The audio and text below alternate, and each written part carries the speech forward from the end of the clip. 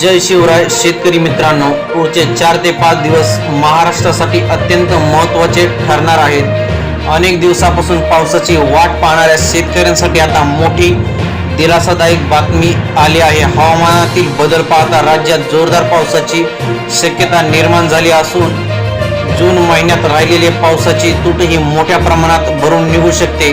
पण नेमक्या कोणत्या जिल्ह्यांमध्ये सर्वाधिक पाऊस होणार हे शेवटपर्यंत नक्की पहा। गेल्या काही दिवसात राज्यातील अनेक भागात पावसाने हजेरी लावली। सोलापूर, पंढरपूर, मंगळवेढा, धाराशिव, पुण्याचा पूर्व भाग, जालना अशा अनेक ठिकाणी पाऊस झाला। पण शेतकऱ्यांना अजूनही धरण भरतील, नद्या वाहतील आणि पिकांना जीवनदान मिळेल असा दमदार पाऊस हवा आहे। आणि आता नेमकं तसंच चित्र होताना दिसत आहे। सध्या ओडिशा किनारपट्टीवर एक सायक्लोनिक सिस्टीम तयार होत आहे। त्याचवेळी उत्तर भारतातील कमी दाबाचा पट्टा आणि विदर्भाच्या दिशेने तयार होणारी नवीन प्रणाली या तिन्हींचा एकत्रित परिणाम महाराष्ट्रावर होणार आहे। त्यामुळे 1 ते 5 तारखेपर्यंत पावसाचा जोर लक्षणीय वाढणार असल्याचे संकेत आहेत। तर पहा मित्रांनो, 1 जुलैपासून इथे पाहू शकता, 1 जुलैपासून राज्यभर पावसाला वेग येणार आहे।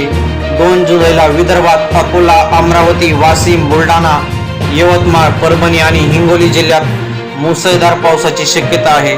3 जुलैला हा पाऊस पश्चिमेकडे सरकेल। छत्रपती संभाजीनगर, जालना, धुळे, जळगाव, नंदुरबार जोरदार पावसाचा अंदाज आहे। तसेच 4 आणि 5 जुलै दरम्यान नाशिक, अहिल्यानगर, पुणे, सातारा, सांगली, कोल्हापूर आणि संपूर्ण कोकणात पावसाचा जोर कायम राहू शकतो।